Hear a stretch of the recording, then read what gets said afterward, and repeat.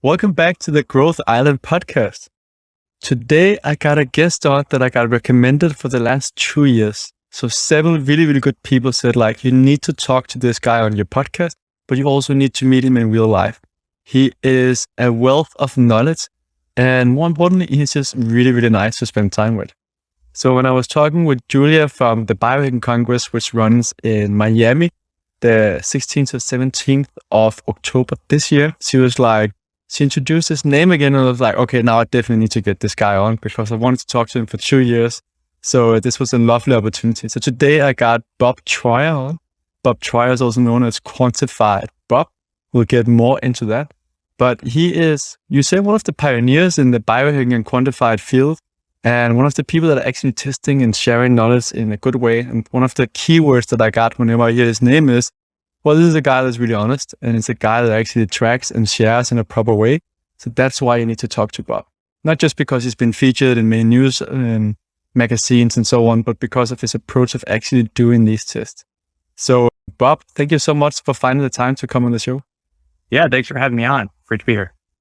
So Bob, tell me a little bit more about how you got into this quantified self, biohacking, and your approach to it. Sure. So I've been really just looking at ways to understand myself better for decades, going back to when I was a teenager playing sports and skinny high school kid that was trying to gain muscle and be faster and stronger. And yeah, we didn't have the internet. We didn't have all these things. And so the technology were like tape measures and a scale and a stopwatch, but trying to understand how to, get that data and look at the different components to optimize for those areas. You fast forward a number of years, I did some track and field athletics and I was in university and college, got out of university, came into the real world. Now you've got real life stressors on your body. You're getting older. You're not exercising the way you used to. I still always had that curiosity. So what was interesting was I was finding new ways and seeing, okay, this is someone will talk about a certain diet or certain training programs. And I would apply that to myself, look at data and see what would work or not work. And it really was about 10, 11 years ago where I hit a point where I was just really running really well. I thought I was running my own business or being successful there. I was playing in a band. I had a good social life, everything was really going well. And on the outside, even exercise and training, but I just was exhausted on the inside. And I was like, I think I'm doing everything right. I'm doing everything, and I guess it was just one day I was sort of like, something isn't right here. What's going on? And I started then really rethinking, just in terms of health and diet and because you have these belief systems and the challenge a lot of people have are you latch onto something and you never question your own beliefs. You never give yourself the opportunity to entertain. It can be the most ridiculous thing. It's like, let's have a conversation about it. Convince me otherwise, or I'll look at the data.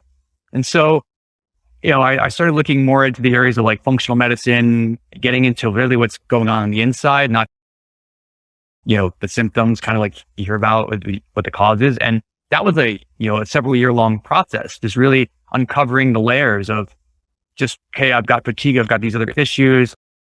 Why am I worn out? And then you look into what's going on in your body and your system down to not just diet, because that's one thing you can rethink, but really what's that affecting in terms of your systems and organs and all of that. While this was all happening, there was another movement that was started called the Quantified Self movement. And this came out of California.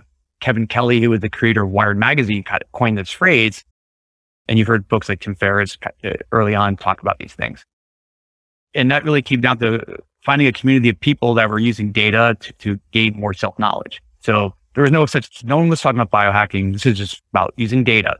And it could be everything from looking at your body and areas of yourself and your biology to any aspect of your life. People were tracking relationships. People were tracking just other areas in books they read.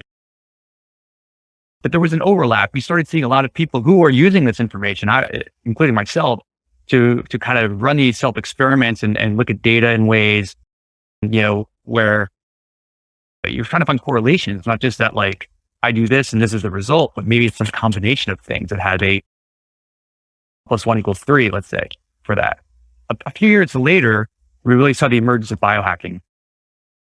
And this, I think the first biohacking conference was about 9 years ago, and maybe that. So there's a group of us, about maybe 60 of us or so, that went to this bar in San Francisco. Dave Asprey organized it, and there was really no format. It was just a conference, but we just had 3 days of playing with technology, giving talks and all that.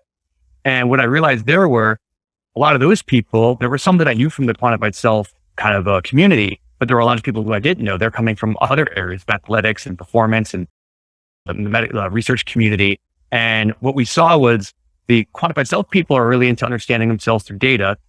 Biohackers aren't necessarily looking at data. They just want to try lots of things and get themselves to an optimal state. So they might try 50 things at the same time. And they're like, well, 49 of them might not be doing anything, but they're just like, I'm just going to throw everything at it. They're really eager to try new things. So my story is, I get to that point and I was like, well, I think there's a better way to approach this where you can take some of the principles of self-experimentation, looking at data, because it's very individualized, this whole area of biohacking. Like what works for me may not work for you at all. Doesn't mean that you're doing it wrong or I'm doing it wrong. It's just that we're all, our biologies are very unique. And, but what's good is if you structure experiments and look at it, we do it the same way, you can get some cool observations there to see trends of, certain types of people, or what works for men might not work for women, or different ages or circumstances. And so my background has always been in technology. So I built businesses over the last few decades, from the early days of the web. I built one of the earliest social media technology firms that I sold about 9 years ago.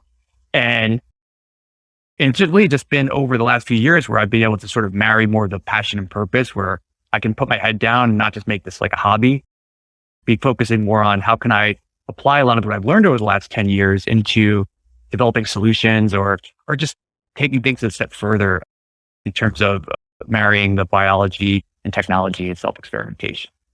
Fantastic. So, Bob, one of the things that I've been curious about is, how do you evaluate like a biohack or self-experiment before doing it? And then afterwards, like, how do you design it? But if we start with like, how do you evaluate like what biohack to try or self-experiment to do? Sometimes I'll just see a lot of people talking about something that's out there, and an experiment could be about a particular piece of technology. It could be about some type of exercise. It could be fasting, diet, etc. So for myself, it'd be something that I just have a curiosity in. I can pull off or do an experiment that don't have to last as long, because the problem is you can't be doing many simultaneous experiments because they're all going to interfere with each other. So let's take an example of like, a few years back, a lot of people were talking about, this is still when it was in the research circles, the fasting mimicking diet, which is Walter Longo and folks like that talk about this idea of caloric restriction, where over 5 days, you're not totally fasting. It's like a very low level of caloric intake that gives you the benefits of the fast without totally fasting. I was like, oh, this feels cool. But at the time, there was only there's papers that were written about it. And I went through and looked at all the recent papers and saw like, okay, this is how they were doing their experiments. And I said, okay, well, this will take 5 days. I can do, get some data before, run the experiment. And I figure out from structuring the experiment, like, okay, well, what are the types of data I'd want to collect? And some of the things can be very passively collected. It might be if you have wearables, so you're going to get things like heart rate, sleep data, all that kind of stuff, HRV. You may want to supplement with glucose tracking ketones. Well, ketones you can track 3 different ways: blood, urine, and breath. And glucose monitors, typically you'd stick your finger and do that. But now we have continuous glucose monitors, but not everybody has access to those, or the price could be a lot. So you figure out all the variables, and sometimes I'll just throw like a bunch of things and say, let's just measure all these areas. And you realize, okay, these are not relevant. So in the future, I know like certain things didn't change at all. And so you want to keep those aside. But I would just I'd structure the experiment and document it. And then because I had done in this case, I did some blood work, lab testing before and after, just to see, because I had some theories. That's the other thing. You do an experiment, it's not just to understand more about yourself or what works or doesn't work, but you want to kind of see what is being affected by something. And with something like that experiment, which is effectively a fast over 5 days, the biggest thing I was interested about was I saw that when you fast, when you refeed after a fast, you get a surge of growth factors. So it's not about like fasting and you're going to lose muscle and all that and atrophy. It's actually your body goes, hey, I can eat again. I'm not going to die. And things like testosterone, growth hormones, all those things like go way up. So like looking at my before and after things like testosterone, there was like a huge increase in those numbers just because, again, with the refeed, it happened. And what I've always seen with fasting is as your ketone bodies rise over several days, for me at least, tremendous improvements in sleep quality and heart rate variability, things like that. Just because I think the body is shifting. It gets, at least for me, I think for a lot of people who don't eat, who maybe if they eat late meals or things like that, that can affect your overnight sort of HRV and things like that. So that would be an experiment. The testosterone, did you go in and get some blood test done or? Yeah. I did some blood tests. There's a company in the US called Untitled Chapter that does a panel. They have a basic panel and a more advanced panel, and they'll do just a workup. So I did it before and after, just identical tests. And then, and actually I waited a few, you want to wait maybe like 2 days after you finish your fast to retest, because that's where the effects of the refeed will be noticeable. And then during the experiment, some of the data is being collected every minute. Some things you're going to have to do like twice a day, like if you're doing like finger sticks for glucose or ketones. So in that case, that's like an experiment where you call it an A/B experiment. So you collect data beforehand, you do some stuff during the experiment, and then you look at the results after. Normally, what you want to do with like other types of experiments would be like either an ABA or VAB, where you've got sort of a baseline control, you do the experiment, and you go back to your control, and then you collect that data for a while and test again. Sometimes just the timing might take too long to do some of these, or cost, or But some experiments are, some of just evaluating something, right? So I did some early glucose tracking experiments where, and this goes back to that first biohacking conference where nobody was, other than diabetics, were really looking at blood sugar other than your annual checkup. And I was learning about some substances that would help stabilize blood sugar and actually stabilize the variability and also lower. So I was like, oh, let me try this supplement out. And so for 7 months, I tracked my blood sugar several times a day. And it was interesting because... How were your fingers after that back then? And a finger, right? You end up finding, you have to find like different locations and all that. But yeah, they get bruised. Not pretty. But it was interesting to see the effects of... So this wasn't like what people are doing now where you wear a continuous glucose monitor and you're watching the glycemic response to like a meal after, like every minute.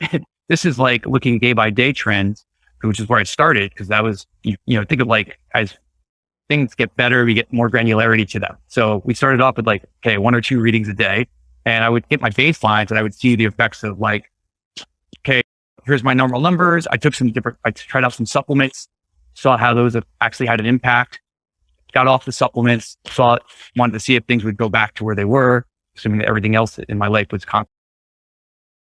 And then you would see things like what affects it negatively. I was surprised to see that when I was doing a lot of travel for business and flying cross country in the United States, my blood sugar would go up for several days after arriving, flying, let's say a 5-6 hour flight.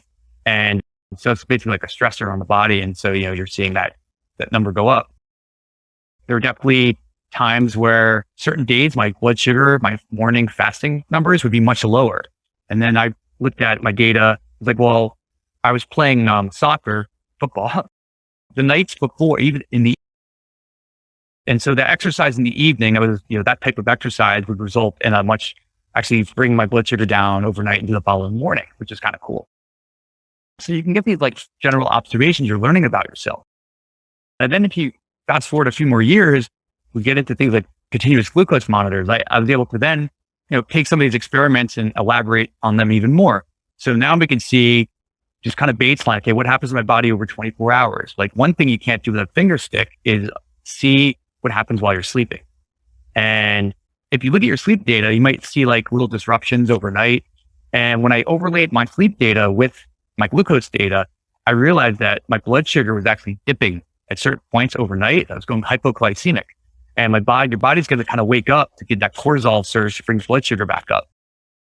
And that for me was an interesting insight, because from a sleep optimization standpoint, I realized like that some slow digesting carbs, like in the evening, that will help maintain those blood sugar levels overnight, and I wouldn't have those dips that I noticed. And I only noticed that through, wearing that continuous glucose monitor. And then also looking at, glycemic response to different foods, which a lot of people are doing now. What's really cool is just being able to see not just like okay, eat an apple, how high does my blood sugar go? How long does it stay at that height? And then when does it come back down? But if you said something like, I'm going to drink a can of soda. I don't drink soda, but let's say I drink a, big thing, sugar and soda, and you drink it and you want to see your glucose response. It's going to be, maybe pretty bad. And I said, no, now I'm going to drink a can of soda. I'm going to go for a 10-minute walk. And you're going to be like, wow, just the act of going for a walk after you consume something that's very highly glycemic has that buffering effect. You're like, okay, that's a simple hack, right? You're going to eat some cake, go for a walk, and to lower your levels. But you would also see like, we don't often eat like one thing by itself. A meal is usually a combination of foods. So take like white rice on its own would spike my blood sugar, but in conjunction with, if I had like coconut oil in there somewhere, the oil would actually buffer the glycemic response. It actually allow me to the spike would be less and it wouldn't sustain as long. So it was actually a cool insight. And there's other tricks like things like white rice. Like if you cook it and then you put it in the refrigerator, cool it, it becomes more of a resistant starch and actually has much, much less of an effect on a lot of people. So you can start making those observations about your, just jump in, Bob. So there's all these different ways to actually measure as you're mentoring, and you actually figure out from the glucose monitors. I tested one as well. And one of my friends said like he actually figured out that it was sleep and stress had a bigger impact for him than food. And then of course his days are never the same. And that's often one of the challenges when you have to do these self-experiments. How do you deal with that being like, because it's very hard to keep every day the exact same to then test out. And because what happened the week before, for example, will also have an impact on the results. How do you look at that challenge? Well, so there's a term called analysis paralysis. And so what often happens would be, I used to get all excited about, I'd queue up all these experiments and I'd be like, well, I have to wait till the conditions are perfect. Okay, I'm not traveling this week. Everything's calm, work's calm. And then I realized that never happened. Our lives are very dynamic. And you can control for things like, okay, what did I eat this week? If you're kind of keeping that fairly consistent, but things like stressors in your life and work, and that is your normal. You have to assume that like those types of things are always, coming at you. Even environment and things like that. That's why we talk about sleep, and in those types of experiments, I spent a lot of time optimizing my bedroom, my sleep space, because that's a third of your life, more or less. And that's an area I can have control over versus like the outdoor environment and other things. So finding I guess the two tips I would give would be, one, if you're going to do an experiment, don't start with something that's going to take you 6 months to do, because that's going to have way more variability in there. Just start with something simple. Like you could look at something over like a 3-day water fast. It's like 3 days. And, assuming like you're just going to drink water for 3 days, you have the pre and post, you might have other stressors in your life, but you probably will anyway. And then you can work your way into other experiments that might require, just more control, like in terms of all that. So that's the first thing. And then the second thing I would say, a piece of advice would be, people sometimes when they do self-experiments or even any kind of tracking or biohacking, they get really hung up on the data. And you have to understand, like, you have to look at the data in context. Like any piece of wearable, like I have an Oura ring and a BioStrap on. And one day I might wake up and see like my HRV is either super low or crazy high, way above my baseline. And I go, that doesn't look right. And it's okay to question the data sometimes, because you might realize what happened was, well, the ring had rotated overnight. I lost data. I only had like this much data for the night. So my average is only calculated off of one sliver. And so it's not I have to kind of throw that data out the window. Like that night's data was up, don't be like, oh, it says my HRV was through the roof last night, but really wasn't. Like, so you have to kind of understand the context. So when you have these baselines and trends, you can see, you kind of know the baseline and when something looks really out of whack, unless you were expecting it. Like if you're running an experiment and you're like, okay, I'm expecting to see something happen here, that it's okay to question it and even, throw out a night's worth of data. That's the other thing I would say to a lot of people. Like they get into this and you just gotta question that and start simple. And it's okay if people get excited, especially in the biohacking community, about wanting to try a million things. Like they see a podcast, they read a book, they see, they go to a conference and they get all excited and they're like, I'm going to try this. I'm going to take this supplement. And they have no idea what's working or what's not working. And they just go, I'm doing like whatever, 100 things and my sleep is better. I feel better. I have more energy. I don't know which of these 100 things are working or not. I don't care. Money's not an object as long as it's working. Not everybody has that opinion. Some people are like, well, no, some of these things are expensive. Some things are time consuming and so trying to figure out like what that minimum effective dose is, like what, if there's only like 3 things that move the needle 85%, well, that's a great place to start. And then you can start fine tuning. There's also people who come into it, like to biohacking, where they're excited and they want to try all these things, but then you look at them and I go, well, first thing you need to do, like maybe they're overweight or there's other issues. Like you need to address some of the baseline things first. So those are simple. Like, I see that quite often that people forget about the basics. So people, instead of the 80-20, which is kind of the promise of biohacking, focus on the things that matter. People end up focusing on the micro optimizations instead of like the basis of like sleep, movement, diet, social relations, your mindset. There's different ways of setting up what the basics are, right? That people get so caught up. And I think another thing that you mentioned as well, like the whole tracking of the data, and that sometimes the data is actually wrong. And I think that's extremely important to be aware of, because now we have to there's a disease now where people are so concerned about their sleep that they don't sleep properly, right? And they're so concerned about tracking it. And I think that's really important. And I think especially when we do this kind of podcast, I always feel there's a responsibility to mention that it's also important to know like what data is accurate and how do you use it, because that is the big difference. For example, the Oura Ring, it's amazing at tracking different data points, but the sleep stages, like we haven't been able to see that super accurate, not for hardly any of the different sleep trackers. I've told that EEG measurements for sleep, the ones that actually measure your brain, are the most accurate, but still we're not that clear on it. So it can actually be dangerous for people to get too caught up when they're new in this field and not someone like you that's more seasoned and know like to take it more at ease with some of the data points.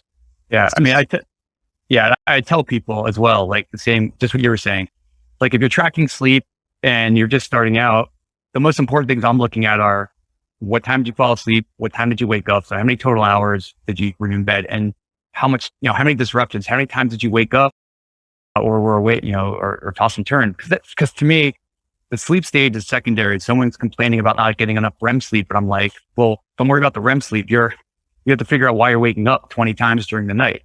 That's an important, metric there.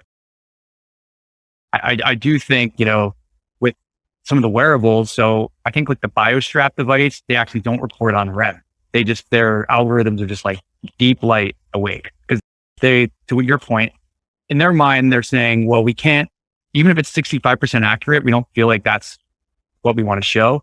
We'd rather just... 5 is also pretty far off. Well, that's right. If you look at it, right? And I think I've been very optimistic with many of the things, but like I've also seen then how people are actually getting sick from it, where I think we should be careful, like to say, like how accurate are these things? And if we don't see the results, I interviewed Chuck Hassett, where he was still working at Oura Ring, where he said like, well, he wanted to remove the sleep stages because him and the sleep scientists thought he was not accurate enough, right? But the Oura Ring is amazing. Like the studies being done with COVID and being able to detect people are getting sick before, and like, so some of these variables are absolutely amazing with what they can do. It's just important that we take it for what it is. For where when you get data that you think is accurate or you're being sold is accurate from whether it's a blood test, a stool test, or something else that turns out to be very like only 60% of the time right, then you risk that people are making like decisions from actually the wrong data, right? So if you look at it from where I'm from the business perspective, if you get data that's that inaccurate, you won't make decisions on it. Like you need to have data that's fairly accurate to make decisions, at least if you say you're data driven, right? And I think that's really hard, at least for me, when I'm looking into all these different experiments. Like, how do you get proper data? How do you get data that you can actually trust and that are reliable? The same with the blood test. Like, I know from my functional doctor or medical doctor, who's a functional doctor as well, like he tests several different labs, and he says that many labs are actually really bad. So he sends several tests down with the same blood test and the same poop test to make sure they're actually accurate, right? And I find that it's a challenge. It's an interesting challenge, but I think it's really important to talk about as well. Like, how do we solve that? Yeah. I mean, again, with lab testing, I've had similar experiences where I'll get some results back, and I think sometimes it's more like I'm getting like not a full panel, but like maybe I'm getting just a few tests, and something like vitamin D will look way off. I was like, that doesn't seem right. I'm like, I'll be like, and I'll question it, and then I'll talk to the company, and they'll say like, oh, well, we sent it to this lab. Let's run another test and send it to that lab. And then you get like a second opinion back, and then it's like, oh, that looks more like what I was expecting, and instead of panicking and going, why am I, vitamin D levels low? And really they were totally in the right range, something, because in that case, it was the method that probably they collected the sample with. I don't know, but that stuff does happen. Even, with wearables and all that, like that's why I'll often wear several devices. I like to have that second opinion. Kind of, I can kind of look at some data points and go, are they fairly consistent or not? But also with lab testing, I mean, we're just testing in general. There's, we talked about people and biohackers that get very excited and they hear about all these cool things, all these like biological age tests, right? Everyone can learn their biological age and they're going to spend money to get, there's different ways to do it. I think it's it's a nice to have once you've gotten the basics down, because it's more like a guiding trend line, but people are kind of using that as a vanity metric. Like, hey, you look at them and you're like, you definitely have a lot of things to work on. They're like, but it says on my biological age is, 5 years younger than I really am. And I was like, but you could have spent that money on like healthier food, or you could have spent that money on like something different. Like it. So, but I think for people, if they have a curiosity, I'm all for it. I think, if they can afford it and they want to understand these things better, go ahead, by all means. I mean, I've been the same way. Like I've spent lots of money on exotic tests and technologies, things because I just wanted to understand it better or understand myself better. It just, it wasn't like, trying to cure like a chronic disease or something like that. I mean, it was more just like, this is more from just a curiosity standpoint.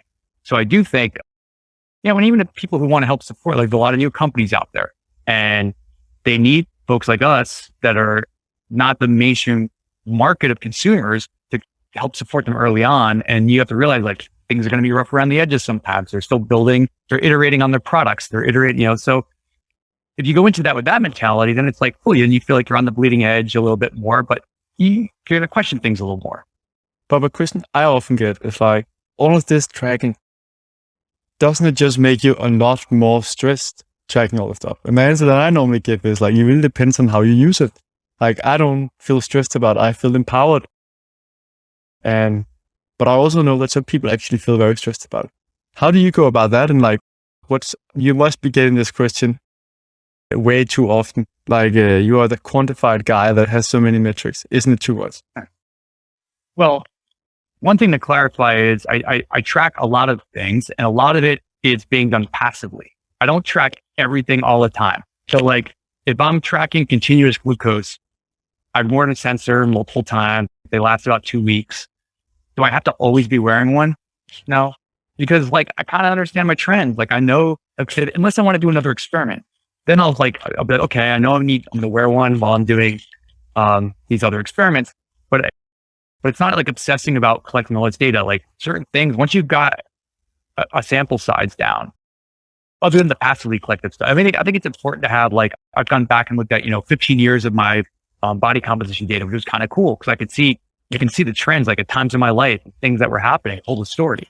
But I think, if someone's like obsessively, you're tracking blood sugar all the time, like, okay, I did that 7-month experiment, but I think once you've got some of the trends down, you can put it aside, kind of know what you have to work on, go back and visit again. I don't for me, it's not being stressed about the data.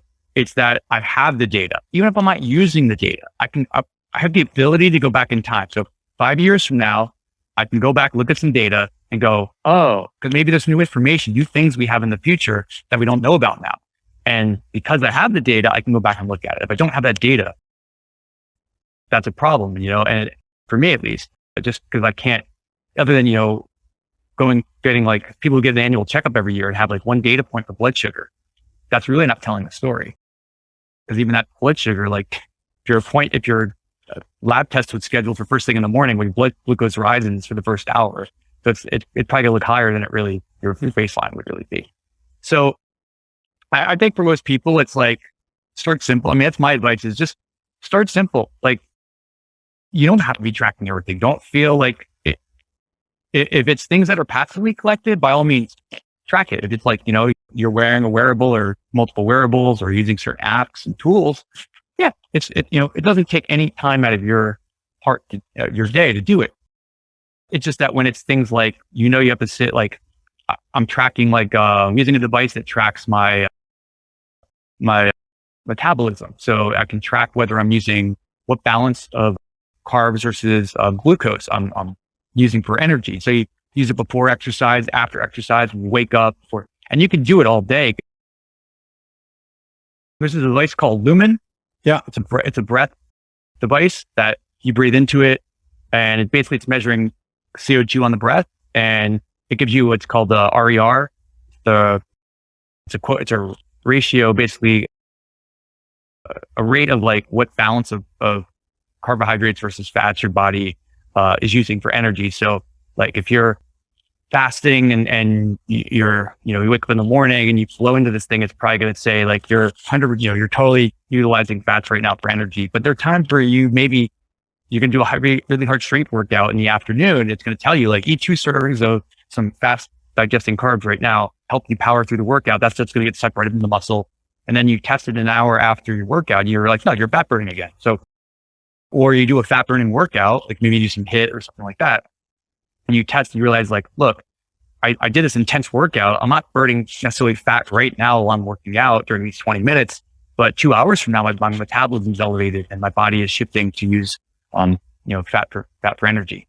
And so that is something where it's a lot more for compliance, let's say, just to be able to get a lot more data points. You have to remember to keep doing it, otherwise you miss some data points, and then they have algorithms that gives you a score. And if you keep forgetting to do it, they can't give you a score. That gets to another thing. With all of these data points, how do you keep an overview? So any kind of software to collect it? Yeah. I built an Excel sheet. Well, so early on, I was putting stuff into Excel sheets and getting different documents and tools. And I basically, about 6 years ago, I built my own data warehouse so that because a lot of the data I get comes from not just tools and wearables and all that, or lab tests, but I wanted a way to like normalize this information of my own into one place where I can then, have it there. If I want to go back and look at it and later, I can do it. I also have, things that aren't necessarily like, there's no app or tool that it's something simple maybe that you want to track, that it's not like, I don't need an app for it. Maybe it wasn't a spreadsheet or something like that. And so for me, yeah, that was how I built a thing called Bob API a while back. And that was my data warehouse.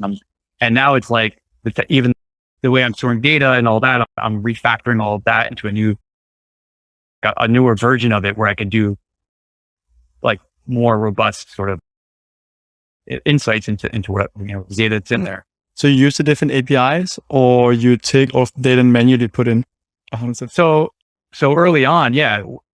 So for me, a deal breaker is often when I can't get my gate. So like, I don't want to call it Whoop, but like that's a device that I think it's great. They just raised a ton of money and a lot of athletes and elite athletes use them. And I think it's really cool, but they don't allow you to get your raw data. You can't export your data, like really off of it. So and I've been asking them for years about it. And so for me, like the fact that I can't get the information out, like you're putting all of your stuff into that app. Most people, that's fine for them. Like they just need the guidance of like, this is a hard training day or a recovery day. But for me, like I'm trying to correlate certain data points with other things. And if I don't have the data, it becomes a deal breaker for me. And so when possible, I rely on, companies that offer APIs which it just stands for application programming interface. It's just means it's an open protocol where you can query your data in raw format, download it, and and if you want to put it in a database and do something else with it, you can. Some apps will just do a straight off export, and that's a little more involved because then it's like you have to dump it into a file, and you need to write scripts that process that information and put it in. There's other things where I built just my own like a simple front end on top of things where I could just type in something really quick and log the information. So it was, there are companies out there now that are building tools for people to connect all of their, not everything, right? Getting closer and closer. Because my whole problem was 5 years ago, there were things out there that let you maybe do half of what you had, you can pull in. But if I can't do everything, it's not true insights. If I can't see all of my information in one place, I'm missing a big portion of it, let's say half of it. It's not really giving me an accurate, view of what's going on. Yeah. So, and I think it's getting both better and more challenging because you've got a lot of this aggregations. You've got things like Google and Apple are trying to aggregate into their systems. And then the app developers, instead of offering APIs, they'd rather just have you connect Apple Health and export or, Google Fit and export your data from there. But the problem is that you lose some granularity with that. Sometimes it's only summarized at a very high level and you lose the raw data you would have gotten through an API. There might be some more valuable insights that I, want to look at, especially when you're trying to do some correlations.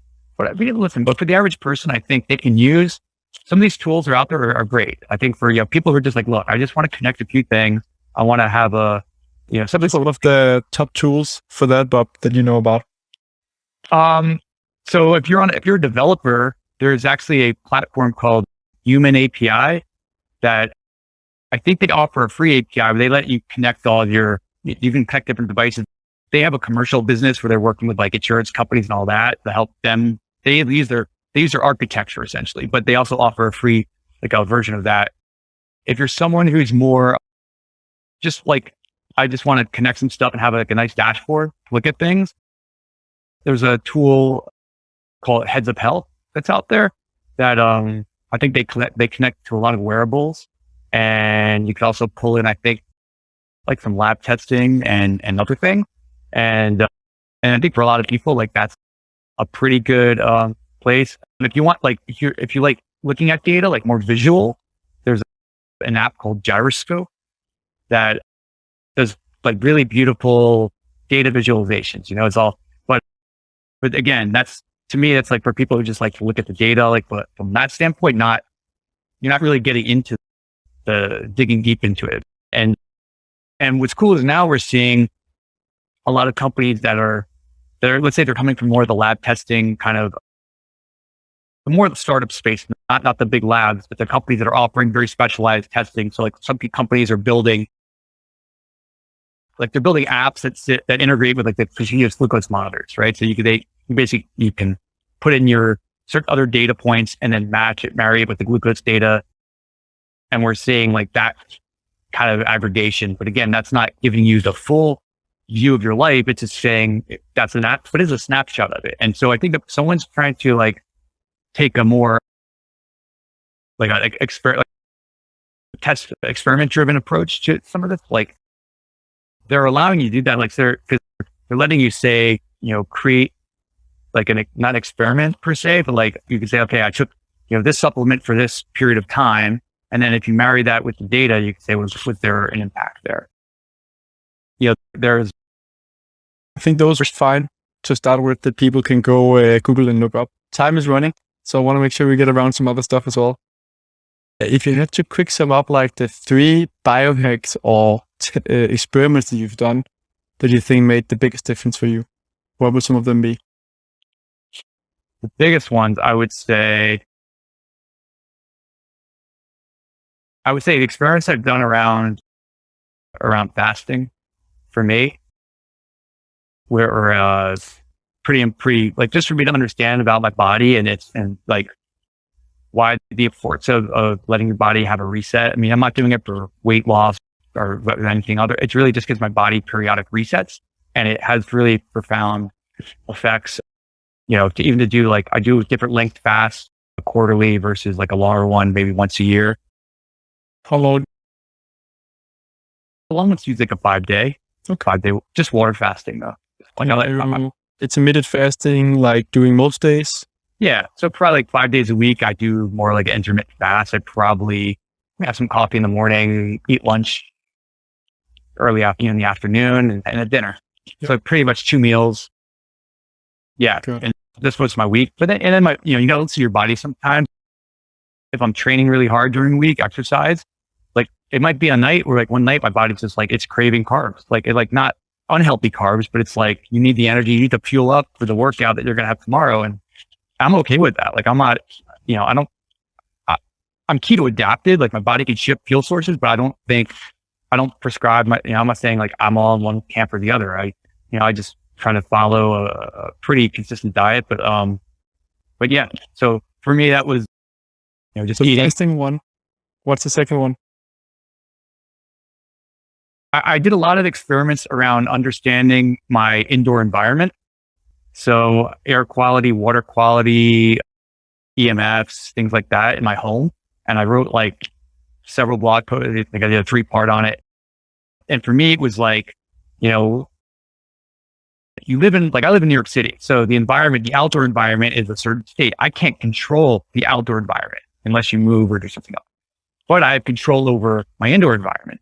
And so by understanding things and finding these hidden stressors and finding ways to optimize, especially like we said earlier about even like your bed, something as simple as your bedroom, like that can have a huge impact on your overall well-being because it's a third of your life and you're in your house.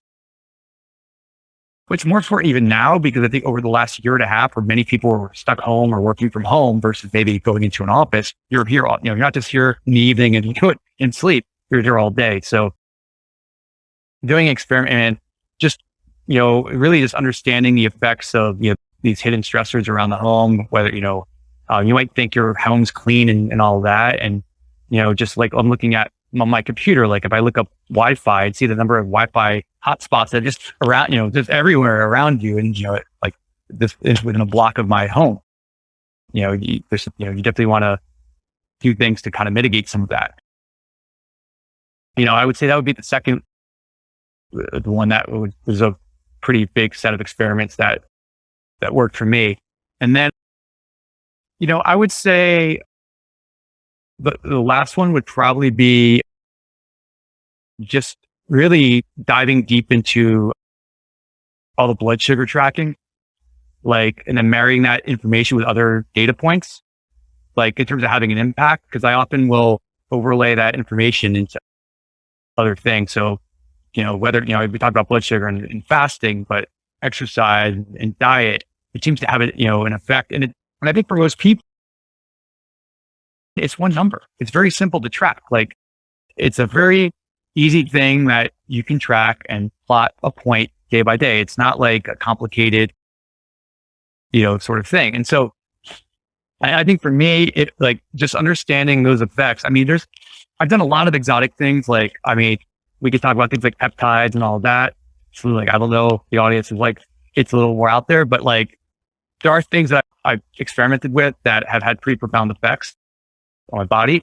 But from a data driven perspective, I think, just really looking at those types of numbers and metrics, and sleep, wearables and all that for more just that's just showing my progress, giving me, insight as what's going on, but optimizing your environment, optimizing, metabolic health, optimizing your environment, metabolic health. And, we talked about just the overall, things like sleep and all of it.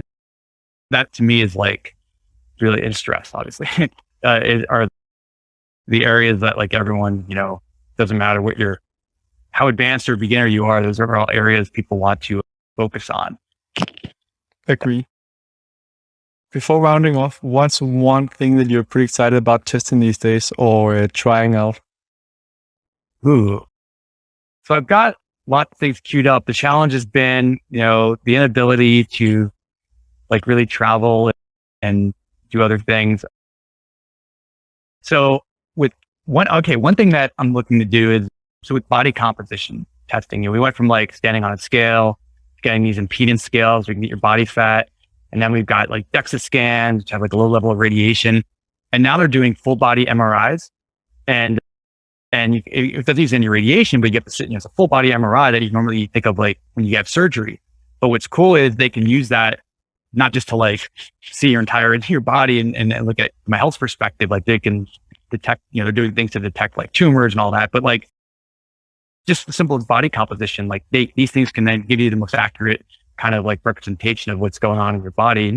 That's more like a cool technology that I would like to be able to, try out. The price point on them right now, it's lower than it used to be, so it's still a full body MRI is pretty expensive. And if you've ever had an MRI, they take a while. Like you have to lay very still inside this tube for like, so. What's the current price tag around? The last I saw around here, I think there was about $2,500 US for a full body MRI. Well, yeah, because you can't like use insurance or anything, so you'd have to pay. This is very much an elective sort of thing. Just seeing what's going on with there's all these areas of longevity that a lot of people are taking lots of pills and doing things, but like we're not going to know the effects of these for 20 years. So if I just talked to someone who's they've been taking metformin and these other things, and they were relatively young, and I was, oh, okay. And I was like, well, I want to start now because we don't know like what it might be helping. We will know what it actually is doing for a while, and I think so. I've helped. There's often times where I look at an experiment and I weigh the pros and cons, even whether it's from a safety or efficacy point, and I decide whether or not to do it. So I kind of held off on like, things like rapamycin, but I've researched a lot, certain, like we talked about peptides earlier, and there's a lot of exotic ones and other, but there's some basic ones that have been very well studied that I've noticed personal benefits from. And so for me, it's kind of like going in that direction a little more and seeing like what, these compounds that just trigger processes in the body to do their own thing that help, whether it's regenerate or optimize, or, it's not like you're putting like steroids in your body or some other exogenous drug. It's actually just a signaling molecule that gets your body to do its own thing. It's a lot of people, probably even listeners of your podcast, will maybe take a thing, something like BPC 157, which is body protection compound, which is one of the most studied peptides that's out there. And they use it everything from healing guts to any injuries in the body, because they're systemic. These molecules float around the bloodstream and it goes, oh, there's some damage there to that tissue. Let's send a signal to tell the body to go work on that, repair it. And some of these things are pretty miraculous. Unfortunately, like we're seeing a bit of the certain governments and certain regulatory agencies are cracking down on certain things, especially there was one in particular that seemed to have a positive effect with treating, I don't know if I can say certain words, but it is seeds that cannot be mentioned. So people were, using it as a treatment and, just because it's ability to help rapidly heal the body. And then the FDA kind of came in the US, was like, hey, we don't want you selling that. Which thymosin alpha 1. Okay. Yeah, it's interesting to see. I think NAD also didn't that get banned certain places, or was it? NAC and N-acetylcysteine. And so it basically, I don't know exactly what happened. I just remember a lot of people scrambling to buy as much as they can. Yes, that's what I buy it before you can't get it any longer. Yeah.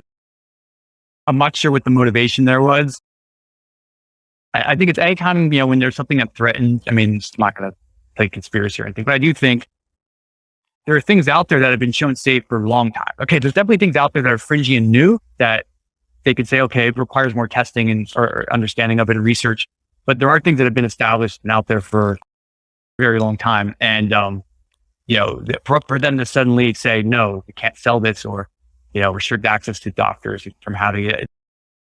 It's an issue. But I also just tell people like, okay, we shouldn't always have to rely on everything in a pill. If we just focus on how do we, be more active, move around, be social, like all those tips to like, how do you improve your overall quality of living and all those other things that they're supplements. That's what they're meant to supplement, in areas. And there's definitely times where like, I'll take something acutely if I need it, like, okay,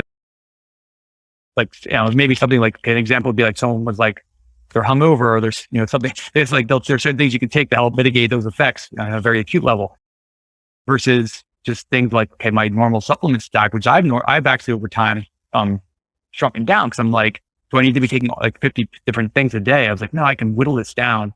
And there may be periods where I cycle things through.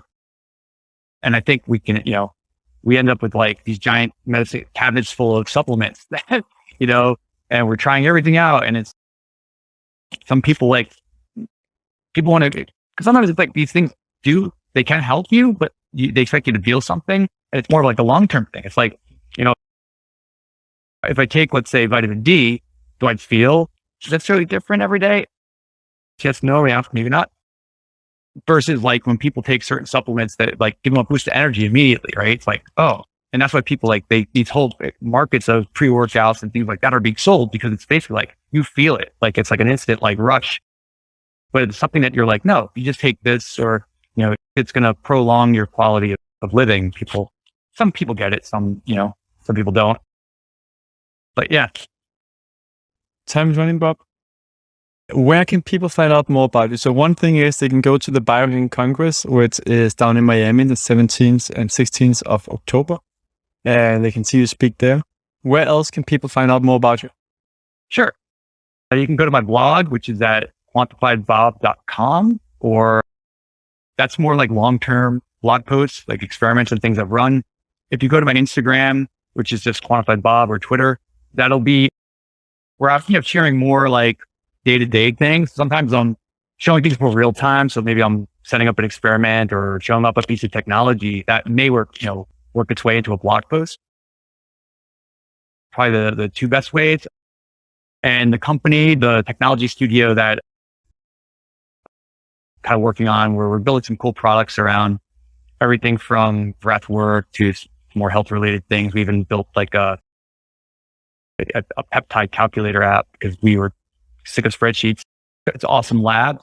So if you go to isjustawesome.com, you can see some of the things we're working on there. Fantastic. I'll make sure to put that in the show notes as well. Awesome. Bob, thank you so much for taking the time to be on the show. Hey, Fads. Good to be here. Thanks again.